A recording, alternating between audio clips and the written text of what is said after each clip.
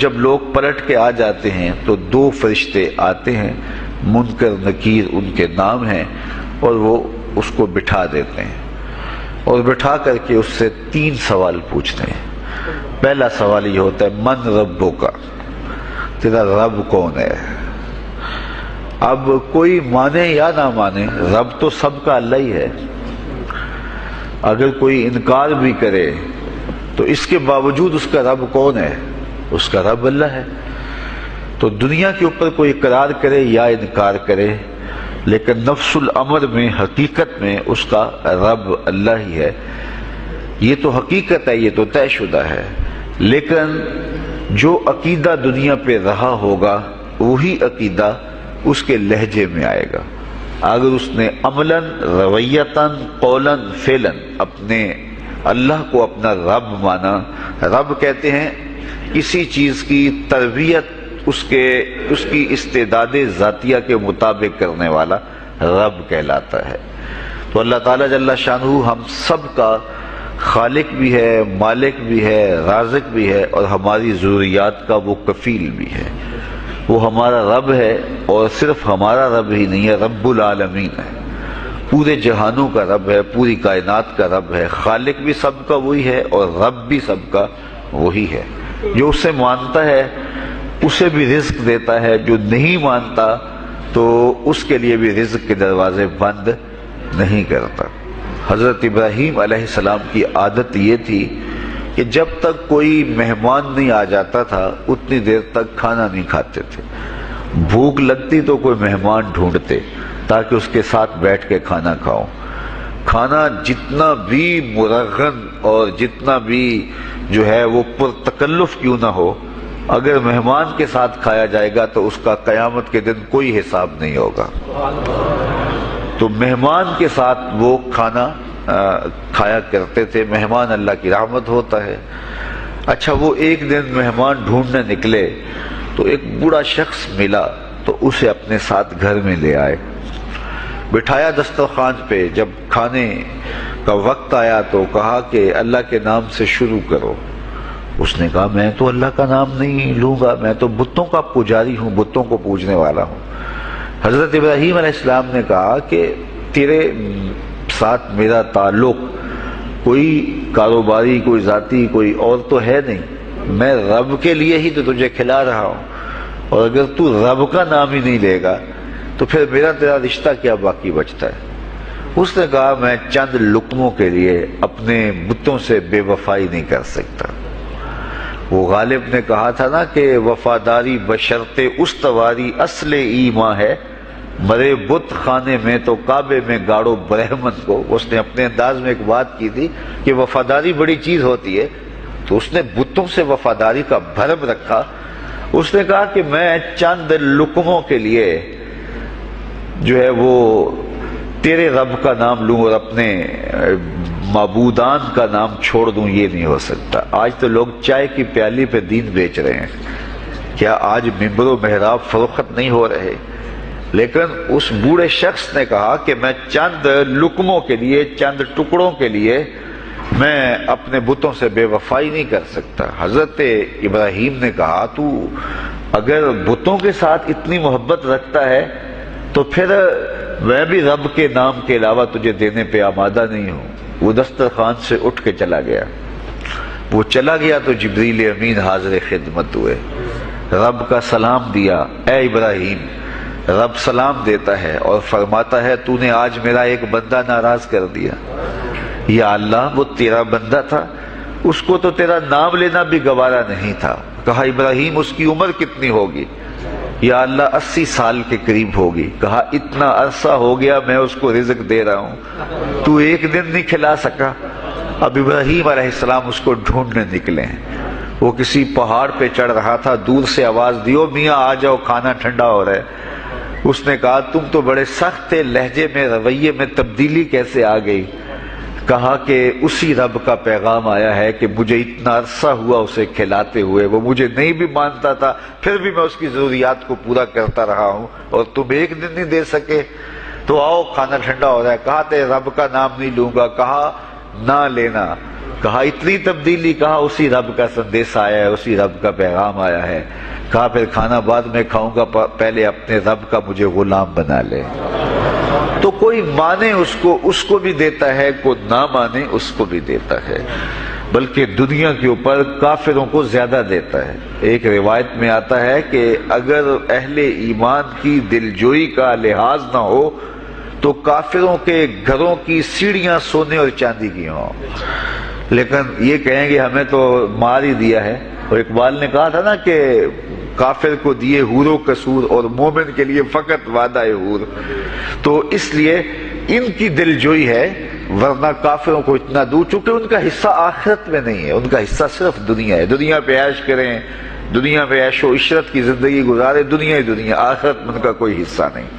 اور مومن کا آخرت میں حصہ ہے، اور دنیا کے اوپر جو تکلیفیں آتی ہیں ان تکلیفوں کا بدلہ اس کو قیامت کے دن دیا جائے گا۔ بلکہ صحیح حدیث میں آتا ہے کہ جب اہل بلا کو ان پر آنے والی مصیبتوں کا صلہ دیا جائے گا تو لوگ آرزو کریں گے کاش ہمارے بدن کو لوہے کی کینچیوں سے کاٹ دیا ہوتا، اور دنیا کے اوپر ہمیں بھی تکلیفیں، اذیتیں، آلام و مصائب آئے ہوتے۔ تو مومن جب اللہ کی طرف سے آنے والی کسی تکلیف کو خندہ پیشانی کے ساتھ قبول کرتا ہے اور اس پہ راضی رہتا ہے اور صبر کا دامن ہاتھ سے نہیں چھوڑتا، واویلا نہیں بچاتا، جزا فضا نہیں کرتا، تو اللہ تعالیٰ نے اس کے لیے اجر رکھا ہے۔ بلکہ رسول کریم نے ارشاد فرمایا مومن کے پاؤں میں جو کانٹا چبھے تو اللہ اس کا بھی مومن کو قیامت کے دن اجر عطا فرمائے گا۔ تو مومن کی زندگی جو ہے وہ بڑی خوبصورت زندگی ہے۔ تو دنیا کے اوپر جو اسے مانتا ہے اللہ اسے بھی عطا کرتا ہے، جو اس کا انکار کرتا ہے اللہ اسے بھی عطا کرتا ہے، اس لیے کہ اس کی شان ہے کہ وہ رب ہے اور وہ سب کا لحاظ کرتا ہے اور سب کی ضروریات کو پورا کرتا ہے۔ پھر ہر شخص کی ضروریات الگ الگ ہیں، میری ضرورت الگ ہے، آپ کی کوئی اور ضرورت ہوگی، اور سب کی ضرورت کا اس نے لحاظ رکھا ہوا ہے۔ پھر بہائم کی، چوپایوں کی، حشرات الارض کی، پرندوں کی مختلف ضروریات ہیں۔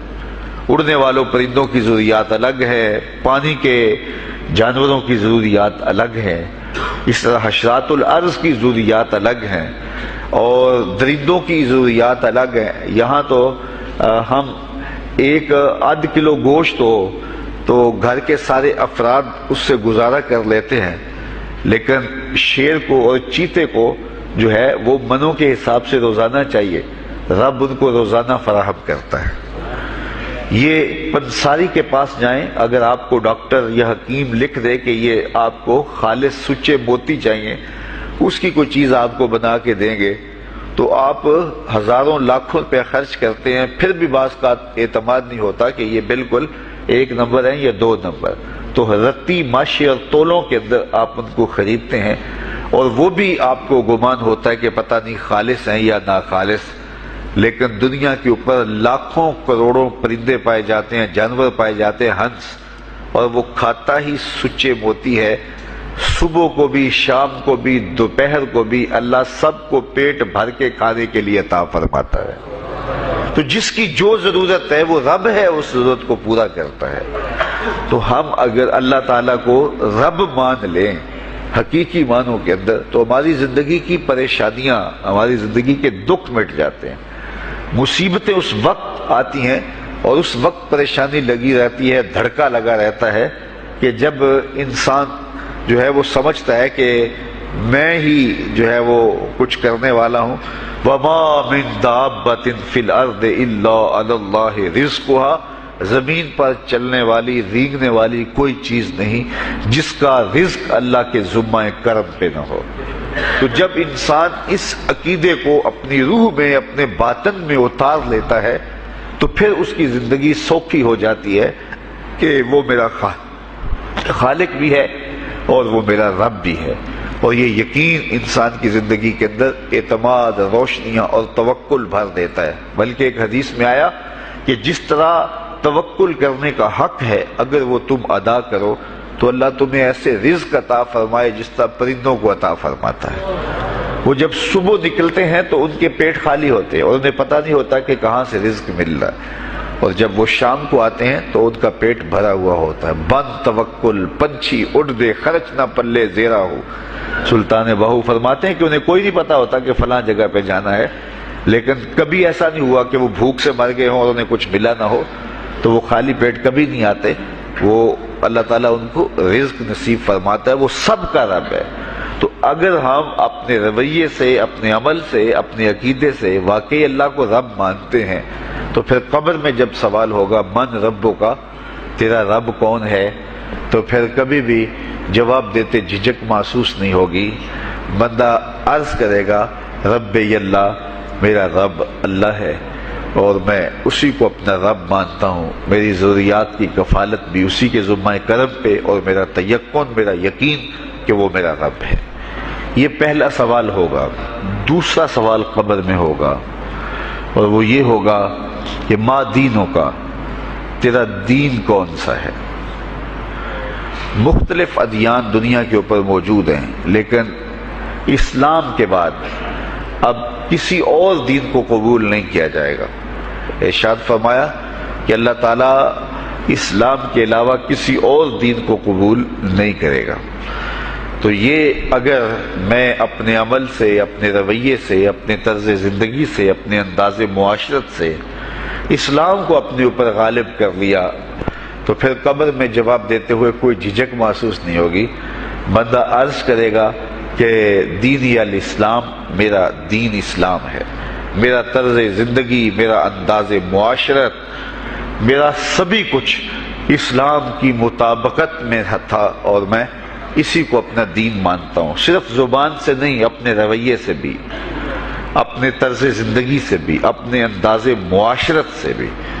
تو یہ جو ہم اسلام کے دائرے میں داخل ہوتے ہیں اور ہم اپنے دین کو اسلام قرار دیتے ہیں، تو دین انسان کی زندگی کے تمام شعبوں پر حاوی ہوتا ہے، اور اس کا طرز زندگی، اس کا انداز معاشرت اس کی مطابقت میں ہونا چاہیے.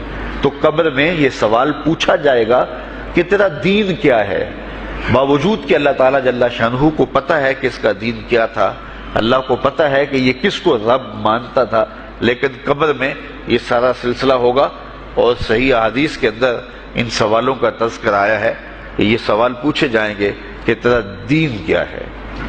اب اس نے اگر اپنا طرز زندگی، اپنا انداز معاشرت اسلام کی مطابقت میں رکھا ہوگا، اور دین کو اس نے دین سمجھا ہوگا، اسلام کو ہی اپنا دین عملاً، رویتاً، ہر خوشی غمی کے موقع پہ اس نے اسلام کو ہی ترجیح دی ہوگی، تو پھر اس کو کوئی جھجک نہیں ہوگی جواب دیتے ہوئے کہ میرا دین اسلام ہے. میرے شب و روز، میری زندگی کے نشیب و فراز، میری زندگی کی کا ہر گوشہ جو ہے وہ اسلام کی مطابقت میں گزرتا تھا. تو پھر وہ سیدھا سیدھا جواب دے گا دینی الاسلام. اس لیے ہمیں اس سوال کی تیاری بھی کرنی چاہیے کہ ہماری نجی زندگی ہو یا ہماری اجتماعی زندگی ہو، ہماری گھریلو زندگی ہو یا ہماری معاشرتی زندگی ہو، ہماری ذاتی زندگی ہو یا ہماری سیاسی زندگی ہو، ہماری جس طرح کی بھی زندگی کے جو بھی شعبہ جاتے ہیں، سب میں ہم دین کو غالب کریں. ہم صرف مسلح کے مسلمان نہ بنیں کہ 5 نمازیں پڑھ لیں اور ہم کہتے ہیں مسلمان ہیں، روزے رکھ لیے، تراویح پڑھ لی، اور ہم نے جو ہے وہ زکوٰۃ دے دی اور حج کر لیا، تو اس سے ہم مطمئن ہو گئے کہ ہم مسلمان ہیں. اسلام ایک مکمل اور اکمل اور کامل ضابطہ حیات ہے. اپنے ماننے والوں کو زندگی گزارنے کا پورا اسلوب اور مکمل کامل رہنمائی دیتا ہے. ہم نے ہمسایوں کے ساتھ سلوک کیسے کرنا ہے، یہ ہمیں اسلام بتاتا ہے. ہم نے بیوی کے ساتھ سلوک کیا کرنا ہے، یہ ہمیں اسلام بتاتا ہے. اولاد کی تربیت کیسے کرنی ہے، اسلام کی واضح تعلیمات ہیں.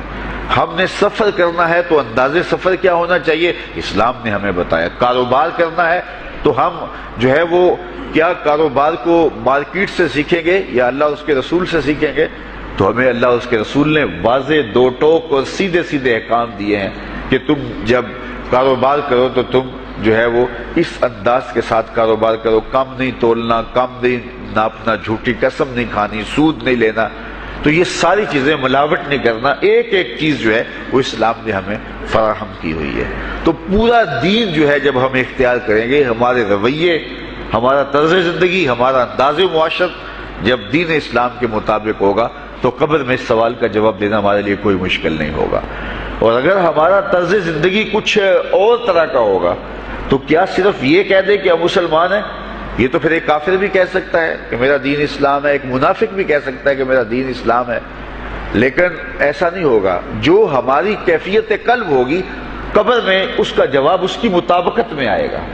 وہاں یہ دنیا کے معاملے یا دنیا کی یادداشتیں نہیں ہوگی، وہاں کیفیت قلب کے مطابق جواب دیا جائے گا۔ یہ کافر جواب نہیں دے سکے گا کہ میرا رب اللہ ہے، کیونکہ وہ عمل سے، رویے سے اس کو اپنا رب نہیں مانتا ہے، تو حقیقتاً تو اس کا رب اللہ ہے، لیکن وہ یہ جواب نہیں دے پائے گا۔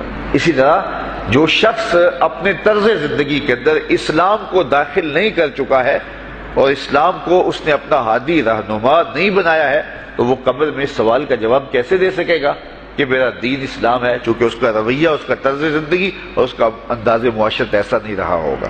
اس لیے ہمیں اپنی زندگی کے شب و روز کو اسلامی تعلیمات کے سانچے میں مکمل اور کامل طور پہ ڈھالنا ہوگا، تاکہ جب قبر میں سوال ہو تو ہم جواب دے سکیں کہ ہمارا دین اسلام ہے۔ تیسرا سوال جس پہ فیصلہ ہو جائے گا، اور اس کے بعد قبر میں یا جنت کا دروازہ کھول دیا جائے گا یا جہنم کی کھڑکی کھول دی جائے گی، وہ سوال تیسرا کیا ہوگا؟ اور وہ سوال بھی عقیدے کا ہے، بلکہ بخاری شریف کی ایک روایت کے مطابق 3 سوال نہیں ہوں گے، ایک ہی سوال ہوگا، اور وہ یہ تیسرا سوال ہوگا۔ فرشتے پھر پوچھیں گے حضور علیہ الصلوۃ والسلام کے روضہ دور سے اور قبر کے درمیان سے پردے ہٹا دیے جائیں گے، اور رسول کریم صلی اللہ علیہ وسلم سامنے ہوں گے، اور فرشتہ حضور کی طرف اشارہ کر کے کہے گا ما کنت تقول فی ھذا الرجل، ان کے بارے میں زندگی میں کیا کہا کرتا تھا۔ یہاں یہ نہیں ہے کہ تو نے کیا کہا تھا یا اب کیا کہتا ہے۔ جب مضارع کے اوپر کانا یا جو ہے وہ کانا کے مشتقات داخل ہوں تو پھر وہ ماضی استمراری کا جو ہے وہ معنی دیتا ہے۔ تو ما کنت تقول کا معنی یہ ہے کہ تو کیا کہا کرتا تھا، تیرا لہجہ کیا تھا، تیری زبان کیا تھی، ان کے بارے میں تیری رائے کیا تھی، تو کیا بولا کرتا تھا، کیا کہا کرتا تھا۔ تو یہ حضور علیہ الصلوۃ والسلام سامنے ہوں گے اور یہ سوال پوچھا جائے گا۔ اب ابو جہل سے پوچھا جائے گا ما کنت تقول فی ھذا الرجل، تو وہ کہے گا ہے ہاتھ لا ادری، ہائے افسوس میں نہیں جانتا یہ ہیں کون۔ ابو لہب سے پوچھا جائے گا، وہ کہے گا ہے ہاتھ لا ادری، ہائے افسوس میں نہیں جانتا یہ کون ہے۔ اچھا جانتا نہیں تو پتھر کس کو مارتا تھا، جانتا نہیں تو گڑے کس کی راہوں میں کھدواتا تھا، جانتا نہیں تو اوجریاں کس کے اوپر ڈلوایا کرتا تھا۔ آنکھیں پھاڑ پھاڑ کے تو ساری زندگی دیکھتا رہا، لیکن آج ابو جہل قبر میں اترا، حضور کی صورت نورانی سامنے ہے، اور پوچھا گیا کہ یہ کون ہے، یہ نورانی چہرے والے کون ہیں؟ تو ابو جہل کہتا ہے ہائے افسوس میں نہیں جانتا یہ کون ہے۔ اچھا جانتا نہیں تو پھر پتھر کس کو مارتا تھا؟ اللہ اکبر۔ اور 14 صدیاں گزرنے کے بعد ایک مومن لحد میں اترتا ہے اور پردے ہٹا دیے جاتے ہیں، اور منکر نکیر سوال کرتے ہیں عامر چیمہ بتا یہ کون ہے؟ وہ کہتا ہے پیچھے ہٹو، پہلے پائے ناز کو بوسہ تو کر لینے تو، میں تو مر کے پہنچا ہوں یہاں اس دل ربا کے واسطے، یہ تو میرے بخت جاگے کہ وہ میری قبر میں آئے۔ وہ کسی شاعر نے کہا نا کہ آئے وہ میرے مزار پہ گھونگھٹ اتار کے، آئے وہ میرے مزار پہ گھونگھٹ اتار کے، مجھ سے تو نصیب اچھے ہوئے میرے مزار کے، یہ تو بخت سنور گئے کہ وہ میری قبر میں آئے۔ شیخ عبدالحق محدث دہلوی علیہ رحمہ لکھتے ہیں کہ جب سے یہ سنا ہے کہ قبر میں حضور آئیں گے، پتہ نہیں موت کہاں مر گئی ہے، جی چاہتا ہے زندہ ہی قبر میں چلے جائیں۔ تو وہ کہے گا پہلے مجھے پائے ناز کو بوسہ تو کر لینے دو، میں تو زندگی کے بھر میں انتظار ان کا کرتا رہا، اور ان کے بارے میں پوچھ رہے ہو یہ کون ہے؟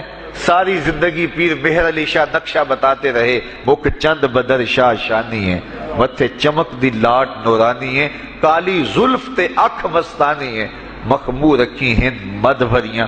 تو وہ فوراً جواب دیتا ہے یہ تو وہی میرے آقا و مولا ہیں جن کے لیے ساری زندگی تڑپتا رہا اور ان کی زیارت کی آرزوئیں اور تمنائیں کرتا رہا۔ اچھا ابو جہل ساری زندگی دیکھتا رہا، تو وہ تو جواب نہیں دے پائے گا، وہ کہتا ہائے افسوس میں نہیں پہچانتا یہ کون ہے، ہاتھ لا ادری، مجھے نہیں پتا۔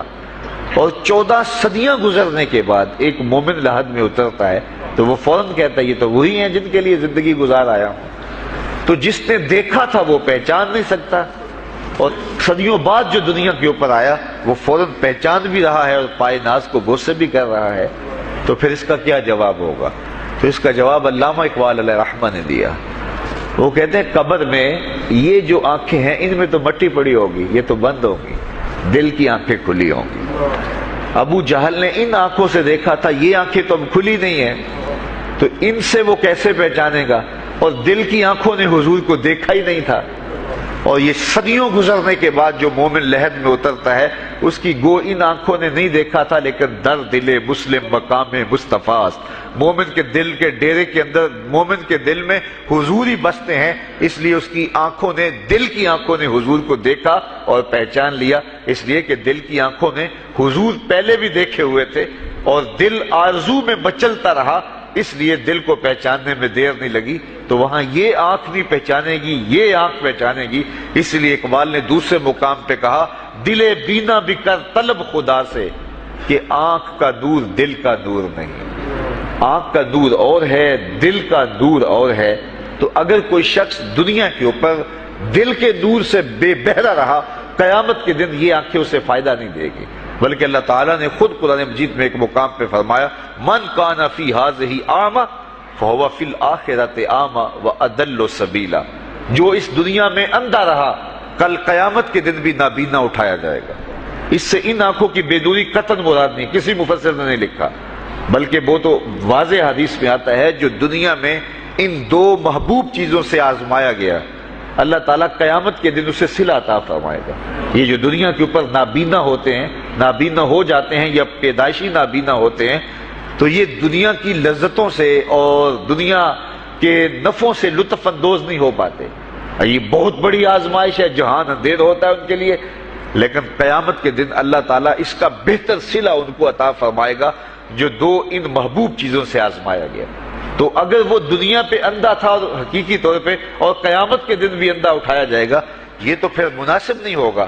تو یہ جو قرآن نے کہا جو دنیا میں اندھا رہا وہ قیامت میں بھی اندھا اٹھایا جائے گا، تو اس سے ان آنکھوں کی بے نوری قطعاً مراد نہیں ہے، اس سے دل کی بے نوری مراد ہے۔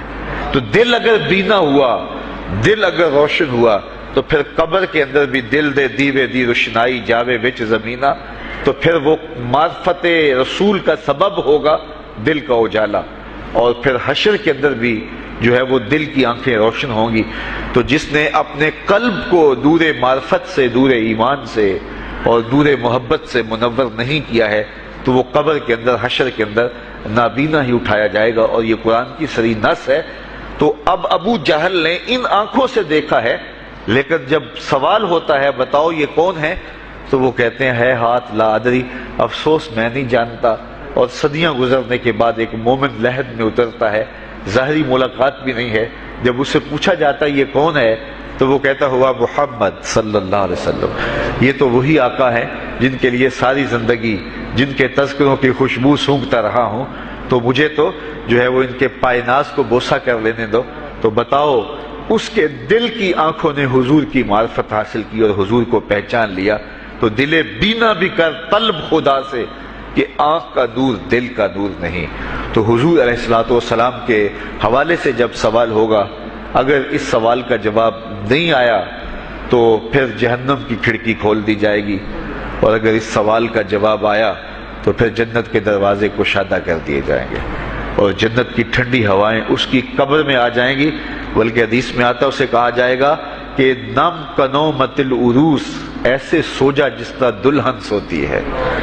اور وہاں سے لے کر کے حشر تک کا سفر جو ہے اس کے لیے بہت لمبا سفر نہیں ہوگا، وہ ایسے ہوگا کہ جو ہے وہ ایک خوبرو کے گلے سے ہار گرے گا اور وہ موتی ٹوٹ کے گر جائیں گے، اور وہ اس کو چننے میں مصروف ہو جائے گا۔ اب یہ سارے موتی چن نہیں پائے گا کہ قیامت آ جائے گی۔ یہ مومن کے لیے اللہ نے آسانی رکھی، 50,000 سال کا دن ہوگا یوم محشر، لیکن جو مومن ہوگا اس کے لیے حشر کا اتنا بڑا دن ایسے ہوگا جتنا عصر کا وقت ہوتا ہے، تو اتنے تھوڑے وقت میں اس کے لیے گزر جائے گا۔ تو یہ 3 سوال کا